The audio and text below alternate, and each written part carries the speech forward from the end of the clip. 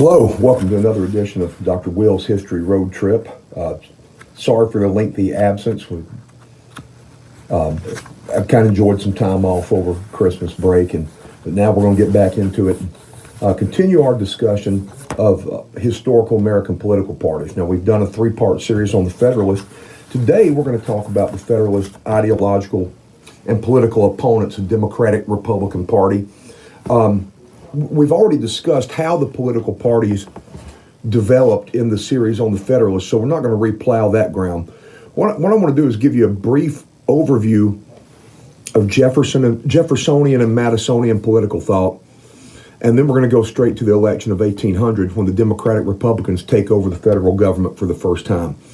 Now, if you go back and if you go back and review the video on the Federalist, everything that Hamilton and the Federalists stood for go 180 degrees the opposite direction, and that's where you're going to find Jefferson and James Madison. So with Hamilton, he thinks that you need a strong, central, powerful federal government. With Jefferson, that scares him. He's really more interested in the rights of the states, whereas Hamilton wants to see the American economy become more diversified, become more industrial, commercial like Britain. Jefferson thinks that's a terrible thing. He wants to see America remain a nation of small farmers. So there's a focus on agrarianism and rural life. Hamilton wants to see the rise of big cities. Jefferson hates cities. Only city in the world he likes is Paris. But he does not like cities at all. So that's kind of where the Democratic Republicans are going to be. Now, sometimes if you read some historical documents or read some books, you'll hear the Democratic Republicans referred to as Mr. Madison's party. That's because Jefferson was generally the idea man. He would come up with the ideas. Madison is the guy in the House of Representatives that's taking those ideas and translating them into political reality. Sometimes Jefferson will come up with some wacky ideas. And like at one point, he had this idea that, you can't really make each generation live by the rules of the previous generation, so every 20, 25 years we ought to have a new constitution. And Madison thought, yeah, that's not workable. So things like that, Madison would take it and translate it into political reality. While Jefferson was fighting for his ideas in Washington's cabinet, Madison's pushing the agenda in the House of Representatives. He, of course, had been elected to the very first House of Representatives in 1788. He introduced the Bill of Rights in the first in the first House of Representatives, and he also led the Democratic Republicans in that body, opposing Hamilton's agenda on some points and occasionally compromising with him. And if you go back and review the video on the Federalist Party, the three videos there, you'll know what I'm talking about. Typically, the early Democratic Republicans tended to be strongest in the South and on the western frontier, although they were often quite strong in Pennsylvania as well. And South Carolina early on tended to be more of a Federalist stronghold. That would eventually change. So we talked in the Federalist videos about the major policy decisions that led to divisions in the parties, namely Hamilton's ideas on funding and assumption in the national bank. We also discussed the election of 1796, which was the first election featuring candidates not named George Washington, and also the first in which the political parties played a major role. Federalist John Adams won, while Democratic Republican Thomas Jefferson came in second place, making him vice president. It was an odd feature of the original Constitution. Everybody just ran for president. Nobody ran for VP. And if you came in first, you were the president. If you came in second, you're the vice president. And that means you could have a president and vice president from two different parties, which, as you can imagine, doesn't work very well, and that's why it's going to eventually be addressed. The Federalists also controlled both houses of Congress during Adams' term in office, so the Democratic Republicans weren't able to mount much of an opposition. Jefferson was disgusted at being vice president. He didn't have any power. Adams didn't include him in any decision-making because obviously they had opposite views on everything, despite the fact they had been old friends. So Jefferson resigned and went home to Monticello. Fortunately for the Democratic Republicans, the Federalists were torn by internecine fighting within their party. There's a Hamilton faction of the Federalist Party and Adams faction of the party.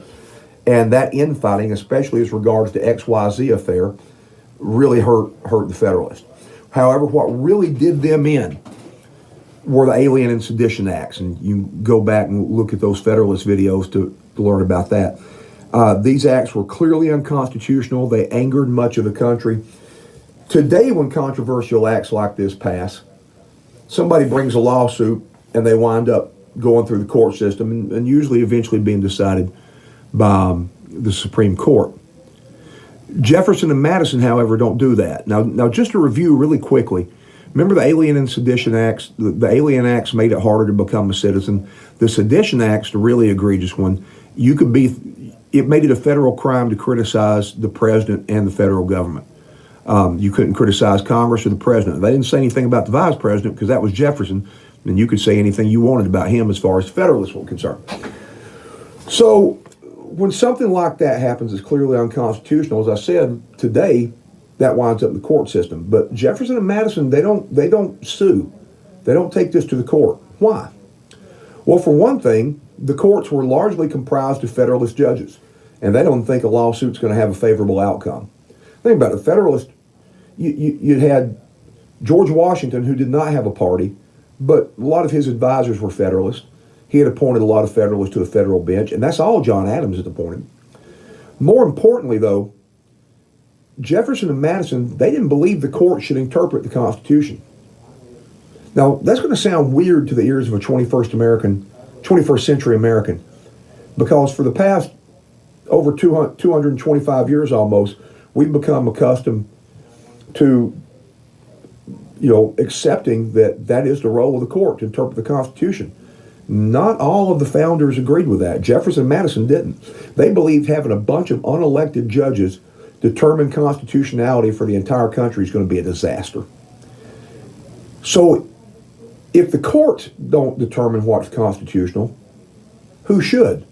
Well, in the view of Jefferson and Madison, they believed it was the job of the states. It was the job of the states to interpret the Constitution.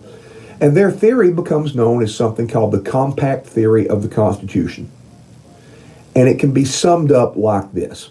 Here's the basic idea.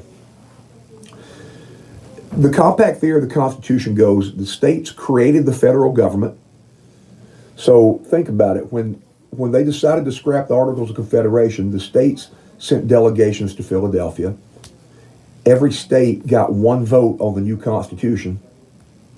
When they adopted it, it had to go and be ratified by the states. So Jefferson and Madison's view is that the federal government's a creation of the states. The states aren't a creation of the federal government.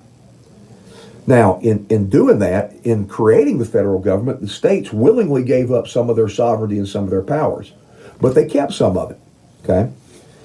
So some of their sovereignty goes to the federal government in our new compact, the Constitution, but the states keep some of it for themselves. Therefore, according to Jefferson and Madison, if the federal government oversteps its bounds and it takes power that it does not have constitutionally, the states have the right to protest. Now, Jefferson and Madison laid out these ideas in two anonymous documents, the Virginia and Kentucky resolutions.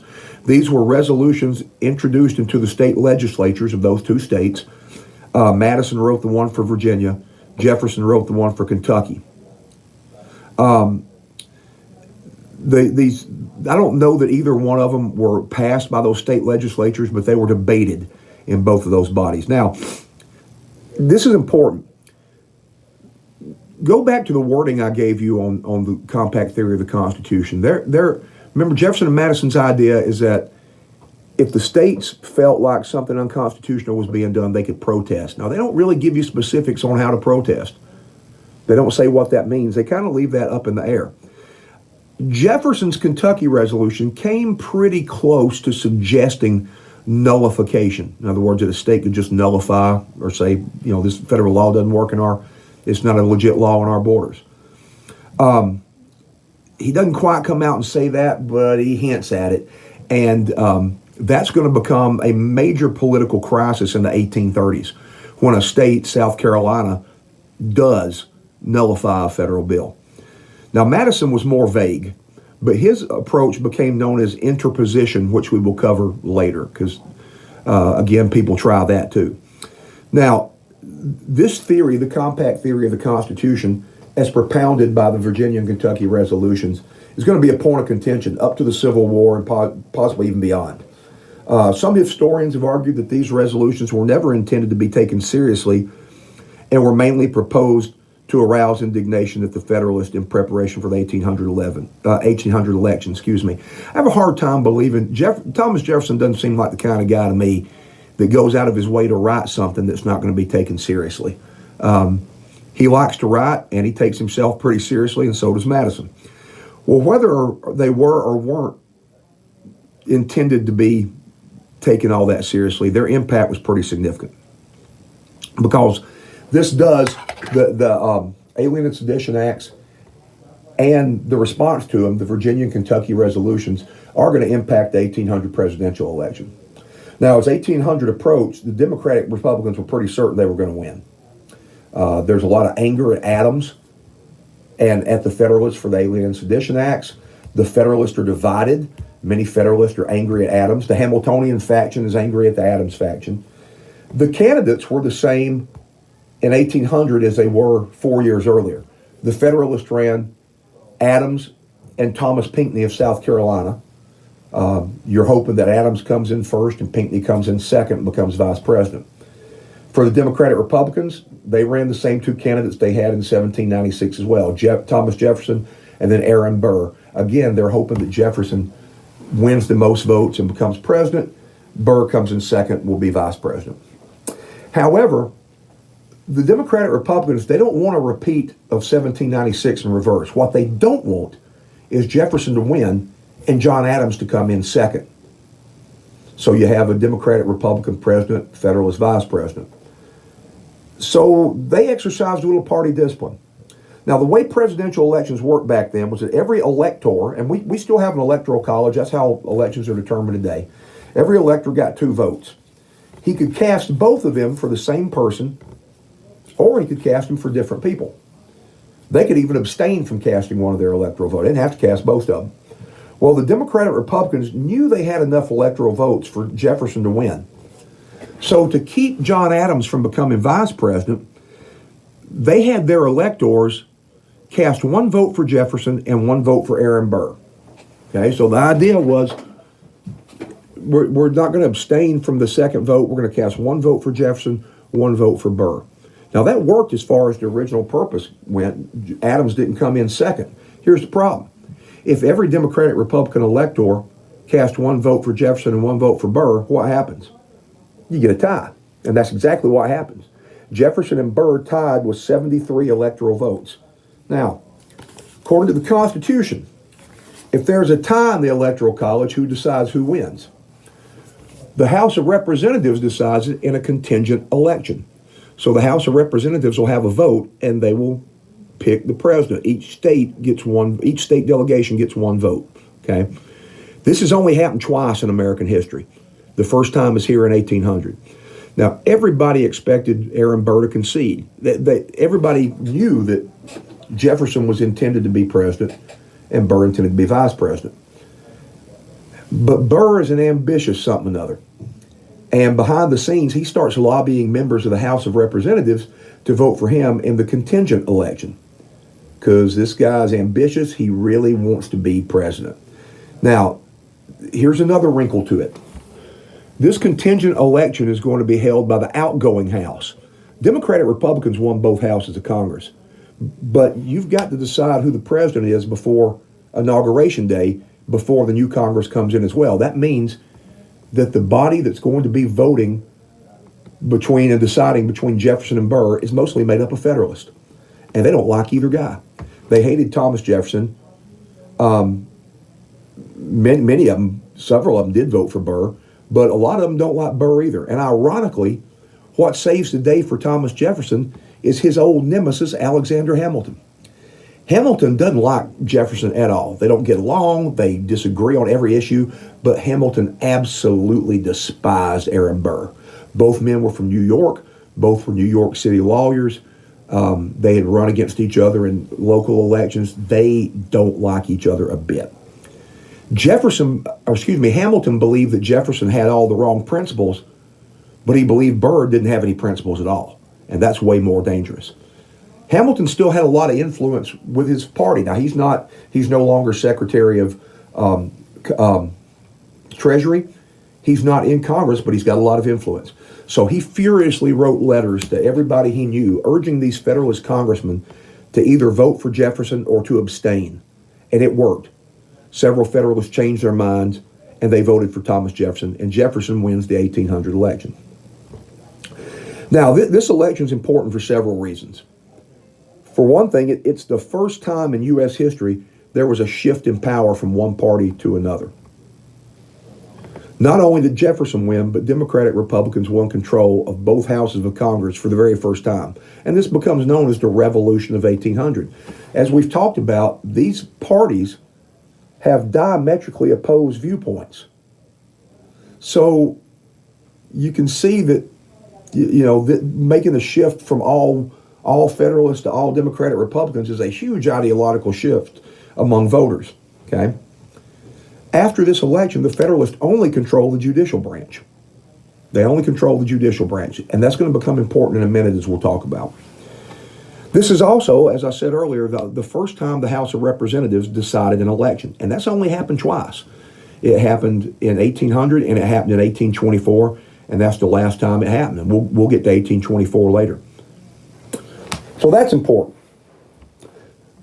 A third significance is that this election also made it clear that the constitutional system for electing presidents wasn't working and had to change. Now, this is twice. In 1796, you wind up with a president and vice president of opposite parties.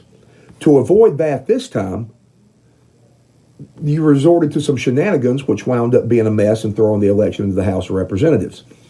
So that's got to change. And this election will prompt the passage and ratification of the 12th Amendment to the Constitution.